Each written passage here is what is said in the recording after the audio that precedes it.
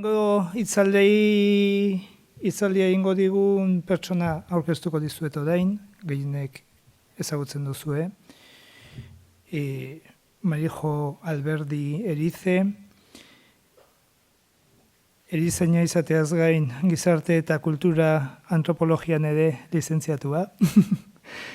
Bi master baditut, artean osasun komunitarioa, doktoratutza ere badauka, eta osasun sistema ezberdinetan lanean aritu ondoren, Osakidetzan ere, tartean, eta Osakidetzan lanean zegoela, hasi zen unibertsitatean klaseak ematen, eta orain unibertsitatean dihardu klaseak ematen, osasun publikoa eta komunitateko erizaintza ematen ditu hain zuzen. Uda dontan seguruna Osakidetza da bueltatu beharko duzu, Marijo, ze erizaina falta dira, baina, bueno, hortaz gero hitz egingo dugu. Eta irakaslaritzeaz gain, ikerketa, liburuen kapituluak idatzi ditu, kongresuak antolatzen ditu eta parte hartzen du.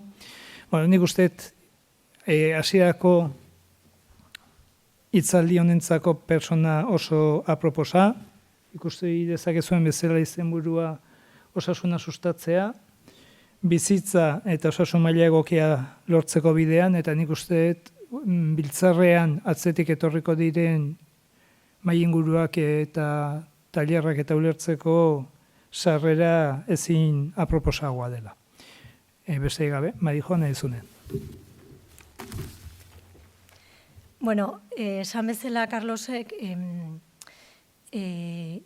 sarrera honen izenburua ere buelta asko eman izkion, eta azkenean bukatu nun erabakitzen osasuna sustatzaren azken helburu hori jartzearekin, ez? Bizitza eta osasun maila, ez, egokia lortzeko bide hori.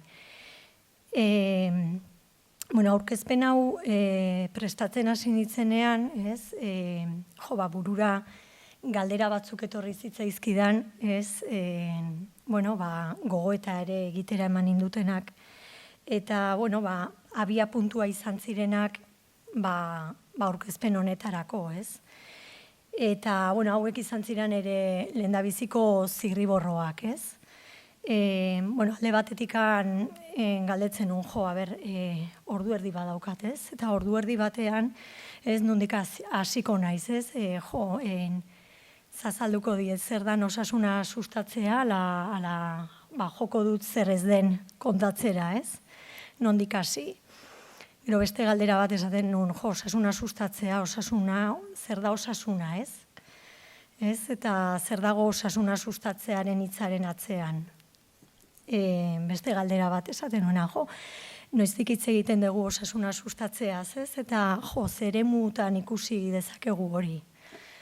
Beste galdera bat, gu unibertsitatean, ez? Erizaintzako graduan gaude, buru belarri, eta erizaintzako eta osasun zientzietako graduetan, ez? Nola ematen dugu osasuna sustatzearen gai hau, ez? Ze pixu dauka ikasketa planean guzti honek, ez? Eta kreditu guztietatik zenbat, ez? Dedikatzen diogun honi, ez? Eta honek ematen zian ere begiratzea osasun sistema, ez? Eta galdera berdina, osasun sisteman lan eta lan ari diren osasun langileak, ez? Zertan ari dian, eta osasuna sustatze hori ze pixu dauka, ez? Osasun sistema batean, ez? Eta honek ematen ziren, zailtasunak ote daude, ez? Guzti hau egiteko. Hurrengo pausoa, ez? Izan zen, galdera guzti hauei, ez? Erantzun bat ematea, eta erantzun guzti horiek lotzea, ez? Ari bat erabiliz, eta lotura horretatikan sekuentzia hau atera zitzaidan, kontzeptu hauekin, ez? Eta aurkezpeneko aurkezleak, ez, kontatu dituzten gauza batzuk berriro kontatuko ditut. baina sekuentziatuta. Orduan, sekuentzia honetan, lehendabiziko, kontzeptua ateratzen zitzaidan azan noski osasuna, ez? Osasuna sustatu nahi baldin badugu, ez, jakin beharko dugu zer den sustatu nahi dugun hori, bai? Eta zer daukagu esku artean.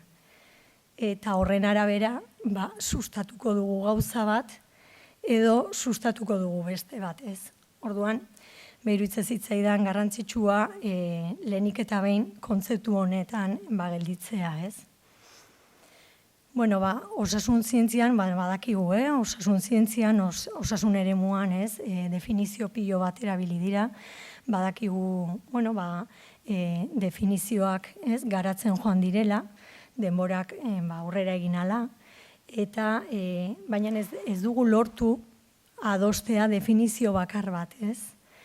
Eta definizio hauen artean, ez, badakigu, ez, 19. mendean eta 20. mende hasieran bazegoen ikuspuntu biologista bat, ez, ulertzen zuena osasuna gaixotasunaren eza, eta honen adibide da, bere garaian Leritxek, ez, 1937 urtean erabili zuena, ez, osasuna gaixotasunaren eza da organoen isiltasuna, ez. Aurrerago, osasun munduko erakundeak, pertsonaren dimentsio ezberdinak, ez, kontemplatu zituen definizio honetan, eta esaten zuen, ez, erabateko ongizatea lortzea dela, bai eremu fisikoan, psikologikoan eta sozialean, ez. Beste autore batzuk, ikuspuntu positiboago bat, eta egokitzapenerena txertatu nahi izan zioten kontzeptu honi, eta, Dubosen adibidea, ez, eta esaten zuen, ingurunera egokitzeko, egoera badela, eta, ingurunetan, ez, ongi funtzionatzeko gai izatea, ez, eta honek ere, honekin etortzen zaitez, pandemia garaian, ez, nola egokitu gehan, ea ondo funtzionatu dugun, eta, ea kapazak izan gehan, ez, urte zail horietan horri aurre egitea, ez. Badaude beste definizio batzu, beste estilo edo, beste norabide bat hartu dutenak edo hartu zutenak, honen adibidea adibidez, Matarozek eta, erabili zutena, eta hauek, lupa jarri zuten gizartearen jokabidetan, ez? Eta esaten zuen Matarozek, osasuna batez ere portaerazkoa dela, ez? Kontzeptua garatzen joan da, esan duten bezala mailan, ez? Badakigu, osasuna eskubide unibertsal badela, bai, eta badala ere esperientzia individuala eta aldakorra, ez, eta, dinamikoa, ez. Badaude ere beste definizio batzuk,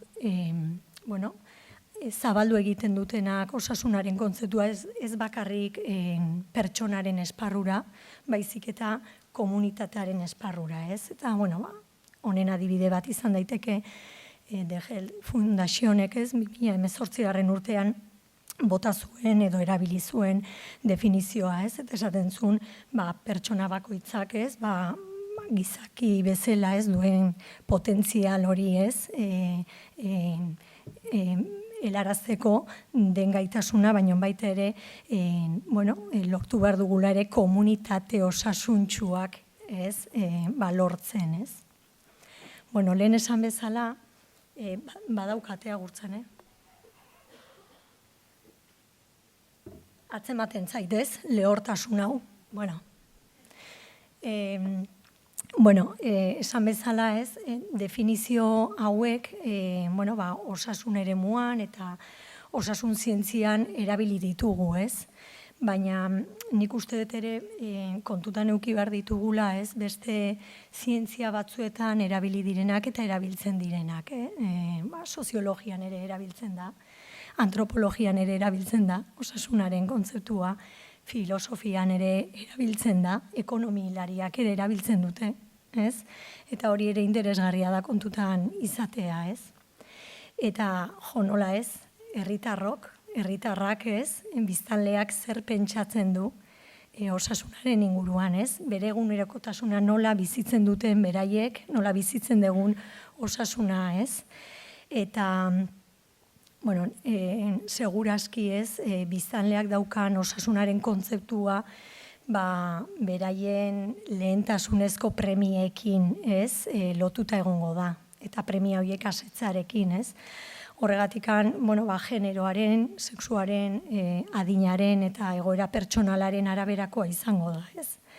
Segurazki ume batek, ez, lotuko du osasuna jolastearekin, adibidez, edo nerabe batek, ez, igual edertasunarekin eta dibertsioarekin.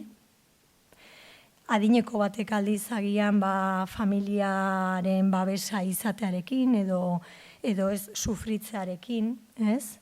Eta agian etorkin batek lotuko du bere bidai hori bere helmugara iristeko, bere bizitza ez galtze horrekin, ez? Edo helmugara iristerakoan lana lortzarekin edo dirua izatearekin edo duintasunarekin, ez?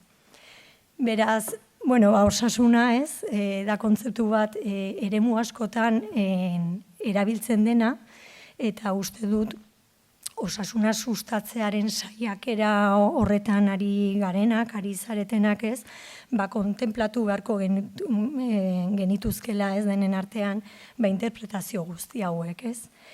Badakite, hitzen atzean, ez, edo hitzak oso errez jartzen ditugula, eta kontzeptuak oso errez idazten ditugula, baina baita ere, kontzeptu eta interpretazioen atzean interesak daude, ideak daude, ideologiak daude, prozesu konplexuak, ez, zaildu egiten dutenak, lehen esan bezala adostea, ez, kontzeptu bat.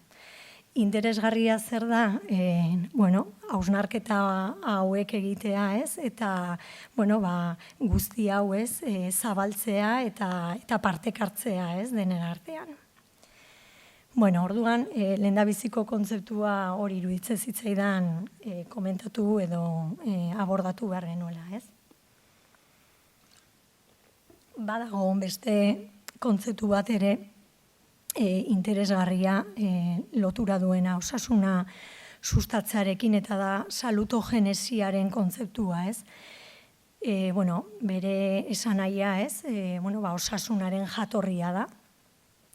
Aaron Astonovskik 1970 hamarkadaren bukaeran erabili zuen, mediku eta soziologoa zen, eta Astonovskik alegin edo saiakera honekin erabili zuen kontzeptu hau, ez? Eta hau ere mailan atera da, bai? Alde batetikan berak esaten zuen, patogenizitatean, ez, zentratu gabeko ikuspuntu positiboago bat bultzatu behar dela.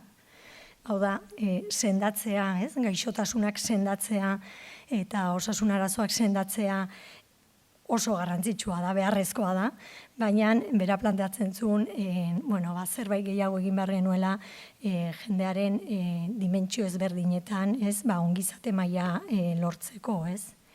Eta gero beste ahalegin bat ere, edo saiakera erabiltzerakoan kontzeptu hau, zan osasuna, ez, sortzen duen horretatik begiratu beharko genuekela gehiago, ez. Hau da, jendeari ze faktorek egiten dion ongi. Eta gaur egun honi ere deitzen diogu osasun aktiboak, bai? Adibide asko daude, gure herri, hiri edo auzo batean, ez? Baldin badaukagu kirolgune bat, ez? Eskaintzen diguna kirol ikastaro ezberdinak edo ariketa fisikoa egitearen eskaintza ezberdinak, eta honek balioko badigu, ez? Etxetik ateratzeko, jendearekin sozializatzeko, parte hartzeko ekimen baten, ez? Eta elkartzeko talde batekin, esango dugu gune hau, ez? Baliabide badela, baina aktibo badela, ez?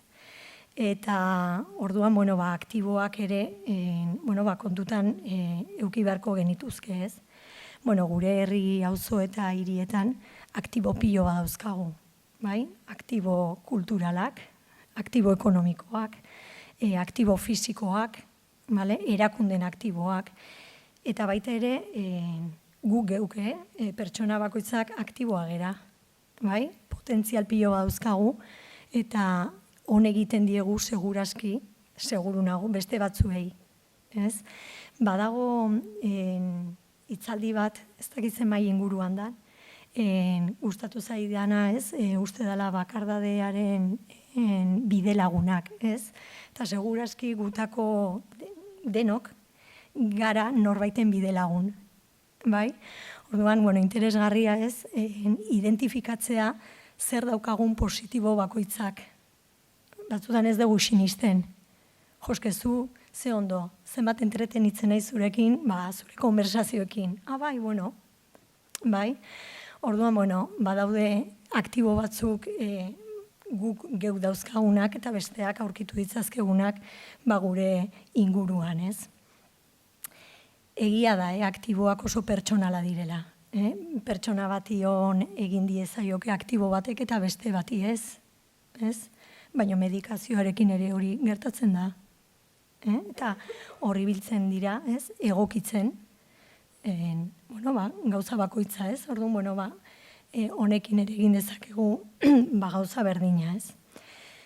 Beraz, salutogenesia eta osasun aktiboak, ez? Zuzenean lotuta daude osasuna sustatzearen kontzeptu horrekin, ez? Leheno esan duten bezala, ez? Pertsonek beren osasunaren gaineko kontrola areagotzen duen prozesu batekin, ez? Osasuna sustatzeko esku hartze asko daude, bale? Nik hemen azpimarratuko ditut bi, garrantzitsuak iruditzen zaizkidalako, ez? Baina ez ditu baztertu nahi beste hainbat, ez? Alde batetikan osasuna sustatzeak badauka zerikusia gizartearen trebetasunak eta gaitasunak areagotzeekin, ez? Eta bestaldetikan baita ere ingurumen eta ekonomia baldintzak eraldatzeko ekintzei egiten die referentzia osasuna sustatzeak, ez? Iruditzen zait, jendearen trebetasunak eta gaitasunak nola egin hau, ez? Badauzkagu bi tresna. Bata da jendea alfabetizatzea, bai? Hezitzea jendea. Ebidentziatuta dago zenbat eta hezituago egon sistema bat, ez? Inpakto positiboago daukala, ez? Guzti horrek osasunean. Eta honekin, ez? Lotuta, osasun heziketa egitea, hezitzea jendea osasunean, ez? Horregatikan ere esaten da, osasuna sustatzea prozesu sozial badela, jendearen sozializazioarekin zerikusia daukalako, ez? Ez da erresa, erresa esaten da, baina ez da prozesu erresa, jendearekin, jendeari hezitzea, ahalduntzea, ez? Eta trebetasunak lantzea jendearekin, atzean prozesu pedagogiko bat egon behar du, prozesu didaktiko bat, ez? Eta hor batzutan nahastu egiten dugu, ez? Jendea informatzea eta jendea formatzea, bai?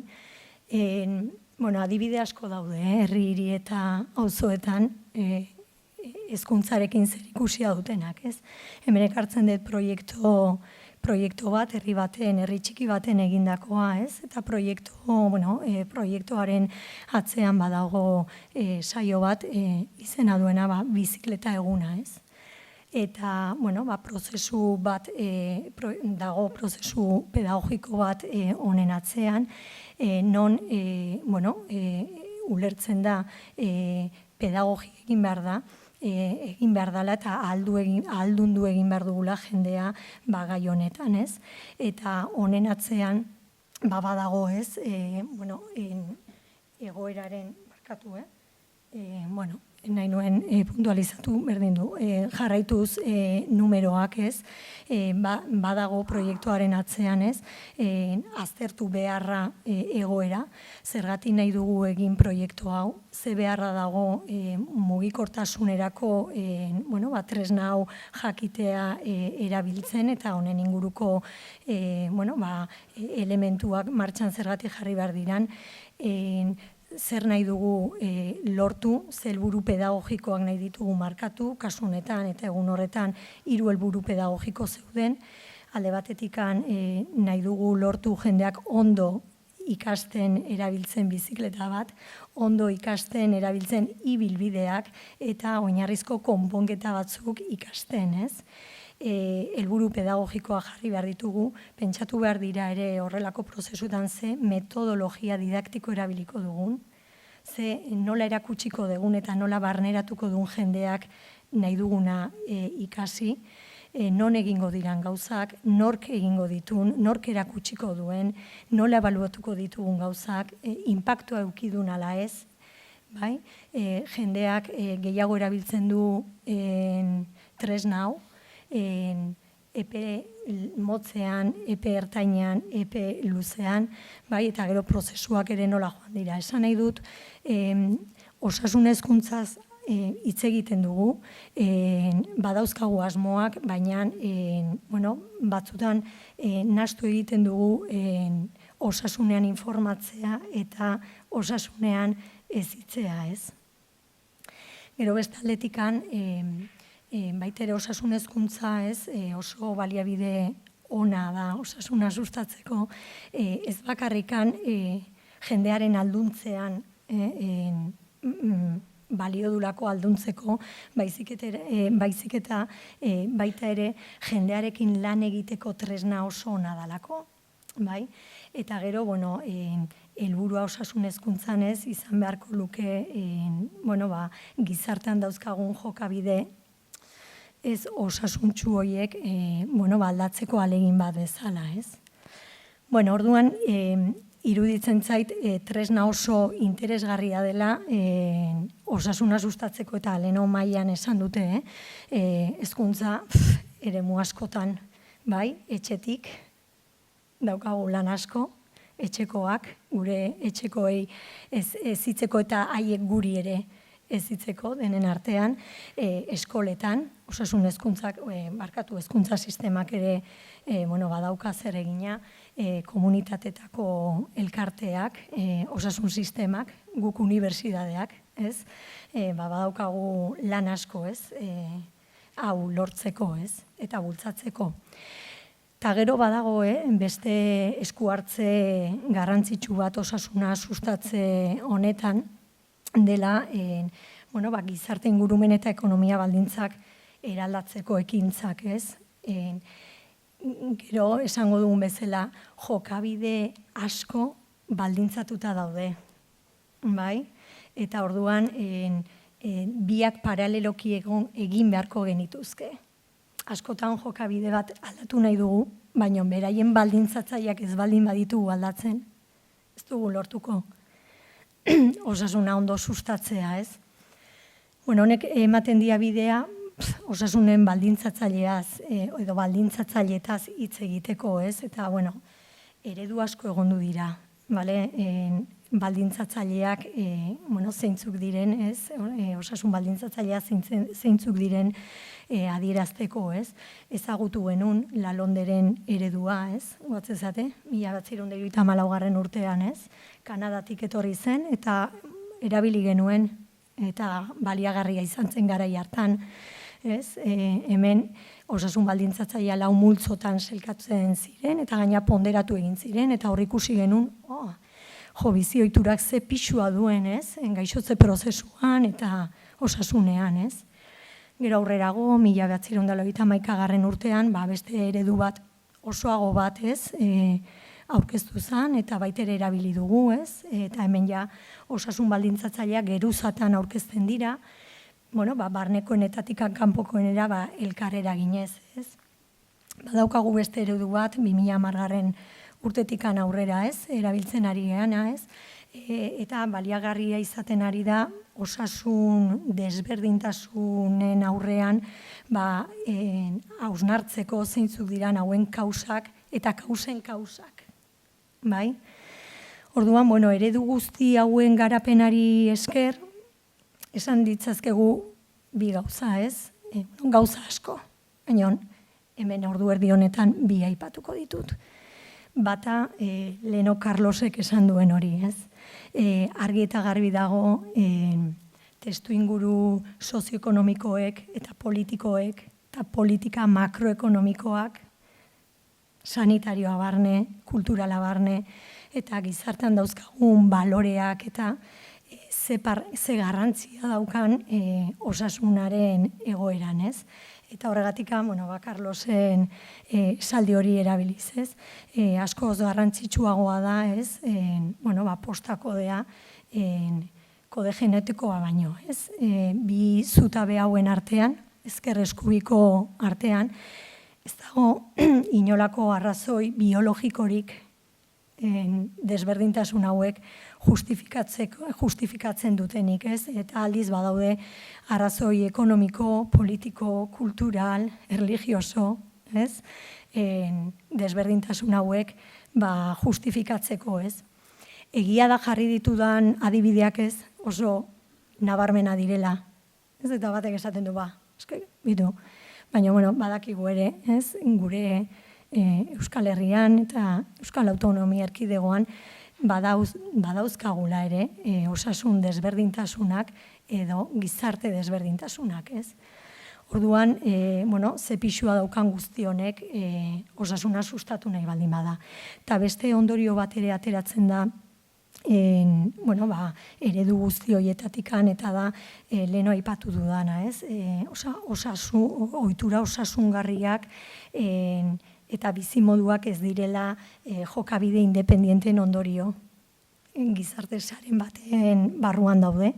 Eta orduan, osasuna sustatu nahi baldin badugu, jokabidetara jo beharko dugu, baina baita ere, haue garatzen diren testu inguruetara, ez? Ikusten dezuten bezala, berriro.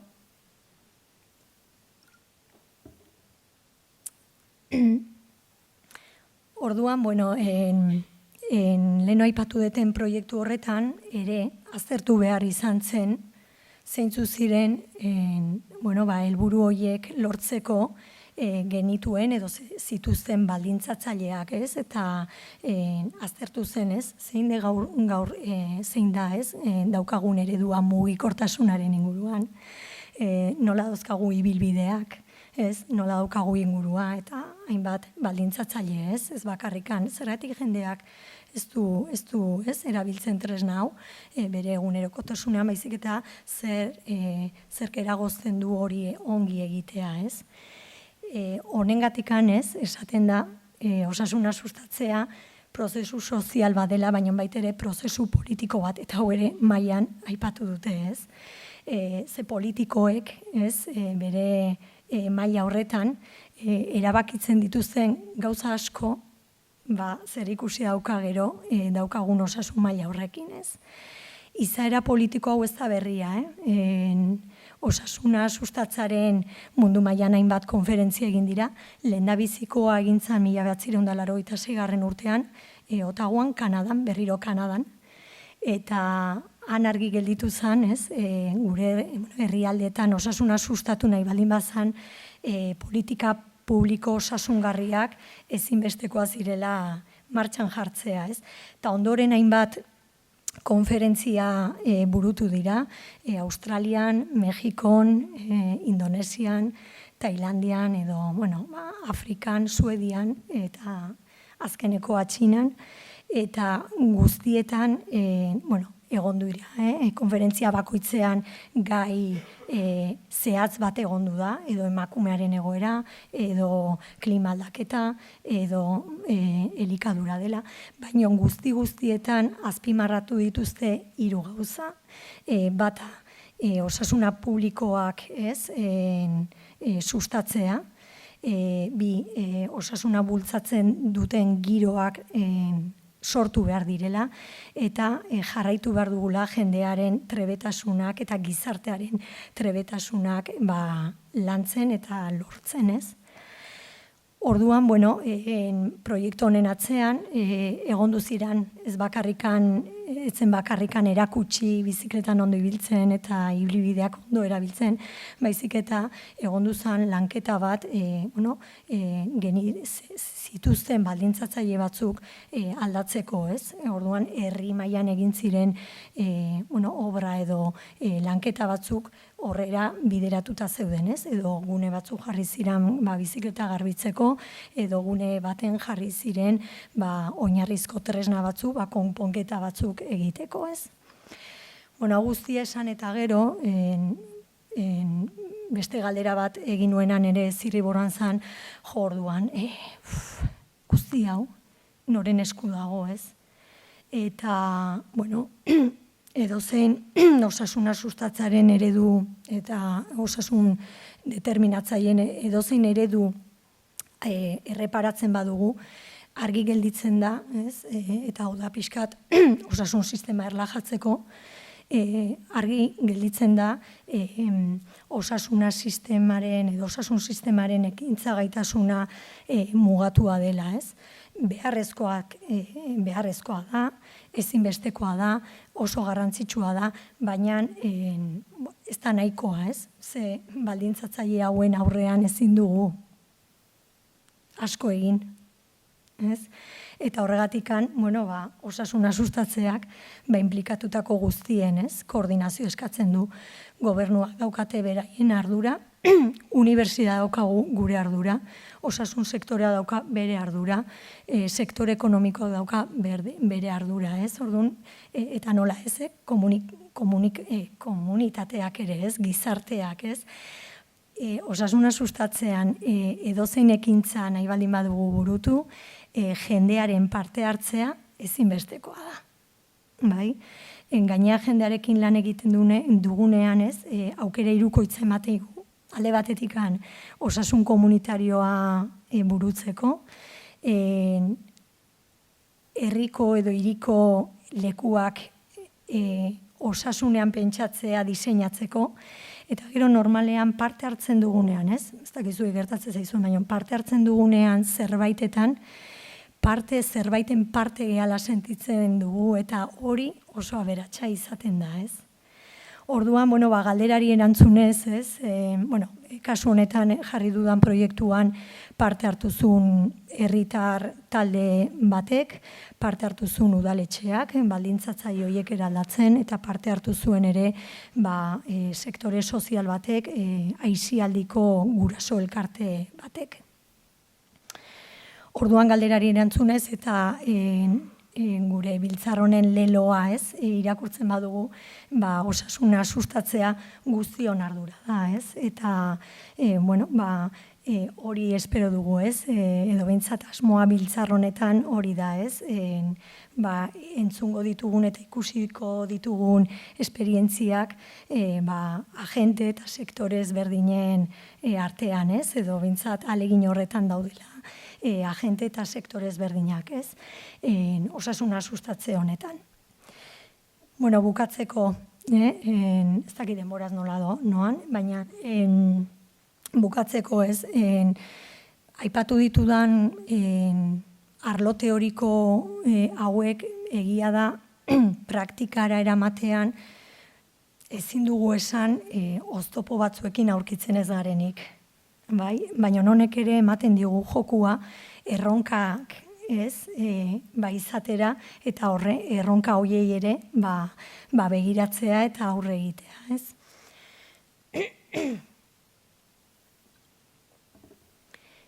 Oztopo eta erronka hauek eremu ezberdinetan aurki ditzazkegu, nik, eta asko daude, bai? Baina, nik hemen aipatuko ditut batzuk, eta batzuk uste, etxera begira nabil, erizaintza eta osasun zientzietako graduetan aurkitzen ditudana dira, bai? Eta gero, badaude beste bi, kanpora begira jarri naizela, ez? Oztopo bat iruditzen zait, oraindikan jarraitzen dugu asko aurreratu dira gauzak, bale? Nik diplomatura ikasi nuen, eta orain ja gradu ondoa dauzkagu, eta ikasketa planetan gauzak aldatu dira, baina uste dut oraindikan osasun zientzietako graduetan oso barneratuta daukagula ikuspuntu sendagarria eta preventiboa. Uste kreditajean pixu gehiago ematen diogula, ez? Eta gauza bada gaixotasuna sendatzea, beste gauza bada gaixotasunak eta osasun arazoa prebenitzea, eta beste gauza bada osasuna sustatzea. Bai, beste oztopo bat ikusten dudana da osasun sailean mugitzen gerala. Eta ikasleak ere, osasun saila mugitzen ditugu eta hor jartzen ditugu, oso hitzarmen ona dauzkagu osasun sailarekin, baina osasuna sustatzeak eskatzen du ere kanpora ateratzea. Eta gure herrietan dinamika komunitario asko dago, eta ez dugu parte hartzen hor. Gure ikasleak ez dute hor parte hartzen. Eta hori ere oztopo bada eta erronka. Gero beste oztopo bat ikusten dudana osasun zientzietan, graduetan, da buruan daukagun bezeroa askotan pazientea da, parentesia gaixoa. Eta osasuna sustatzen dugunean gure talde diana populazioa da. Ez dago etiketa sanitario bat. Bai? Eta horrek ere, estropotzue bestela egiten du, ez? Ikasketetan. Gero, beste oztopo bat, ez? Osasun arazoak eta arrisku faktoreak oso ondo maneiatzen ditugula uste dut, baina gehiago sakondu beharko genuke osasun aktibo eta hitz egin beharko genuke ere, ez? Eta babes faktoretaz, ez? Gero jarri dute, kanpora bi oztopo jarriko ditut, edo aipatuko ditut, eta da, gobernuen organigrametan osasun saila sail bat gehiago da. Eta osasuna politika guztietan lelorrek, ez dakite, igual jaju nintzai burua, baina iruditzen zait beharko lukela osasunaren saila izatea muina beste guztiena. Bai? Eta bukatzeko beste oztopo bat ikusten dut osasun askotan, ez, estatistiketan gastu bezala kontenplatzen dugula. Eta uste dut osasunar hitz egiterakoan inbertsio bezala ulertu beharko genukela, ez? Lehenoeneko esan du eta esan nahi dut, estatistiketan hitz egiten dugu negatiboki, positiboki hitz egin beharrean, ez? Eta zenbat umek jolasten dute seguru eta alai, zenbat gaztek, ez? Eramaten dute edertasuna osasuntsu eta divertitzen dira era osasuntsunean. Ondo pasa, baina ez pasa horretan, ez? Hernanikoak etorri zate eta hontaz bakizue. Zer dan hori, garai hauetan, ez? Eta adineko batek, ez? Zenbat adineko dauzkagun lasai bizi direnak, ez? Goxo-goxo, ez? Eta bide lagunekin, ez? Eta etorkinak noiz lortuko dugu beraien helmugara seguru iristea, ez? Eta iruditzen zait hauek lortzen ditugunean osasuna irabazten ari gehala, ez? Eta osasunean inbertitzen dugula. Eta, hau zan, kontatu nahi nuena. Bukatzeko esaldi batean, osasuna sustatzea zer den ulertzeko iruditzen zait, ez, begirada lehioa, daukagun lehioa, barkatu, zabaldu egin beharko genukela, ez?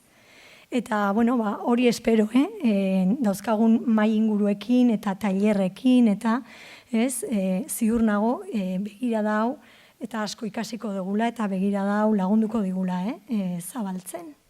Bueno, ya está.